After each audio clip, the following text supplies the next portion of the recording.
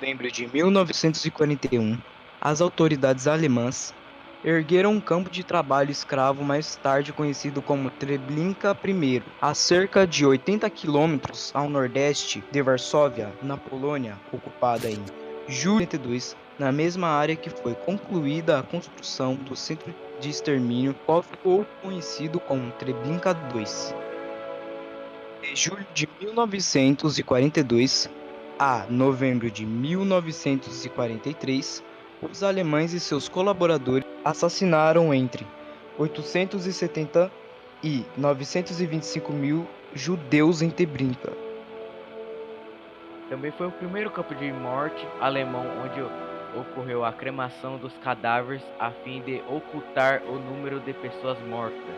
Nesse campo foi criado um sistema de trabalho, Sonderkommando, onde foi os judeus incumbidos de receber os comboios que chegavam a conduzir os deportados para as câmeras de gás, retirada os cadáveres, extraía os dentes de ouro e proceder à cremação.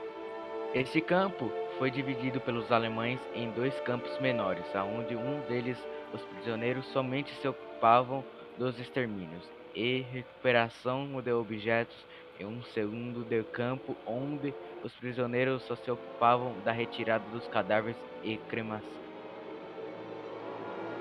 Para o funcionamento do campo, os prisioneiros foram divididos por alemães em castas, que se compunham em um comandante judeu do campo, que tinha como função coordenar o trabalho dos prisioneiros.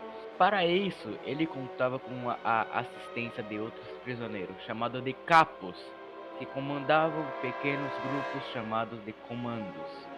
Cada uma das funções destinadas, como exemplo, o comando da limpeza, que tinha como função manter o campo limpo, comando de lenhadores, que tinha como função desabastecer os bosques que existiam em torno do campo e assim por diante.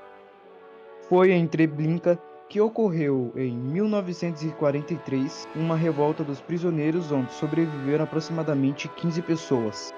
As vítimas eram forçadas a correr nuas por caminhos fechados, conhecidos como tubos, até as câmaras de gás, enganosamente identificadas como banheiros com chuveiros, para desinfecção. Quando as portas eram seladas, um funcionário nazista ligava o motor na parte externa do prédio.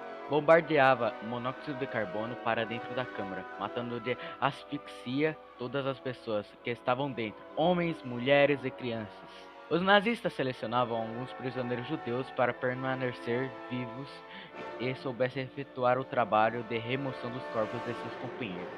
Em seguida, os jogavam como se fosse lixo em enormes escavações. Os oficiais do campo assassinavam predicalmente aqueles trabalhadores escravos semivivos e os substituíam por outros recém-chegados. Dentre estes últimos, os que estavam muito fracos para andar para as câmaras de gás eram mortos a tiro em uma área disfarçada como hospital. No início de 1943, as deportações para o centro de extermínio de Treblinka chegaram ao fim em março.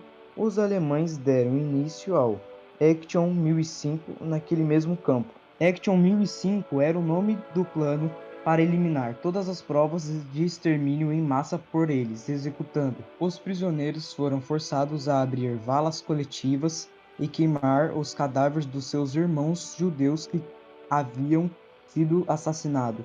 Os encarcerados terminam de ser mortos assim que o plano tivesse fim, e o campo fosse desativado em julho de 1942 a novembro de 1943. Mostra o que é amor para essa rapaziada, DJ.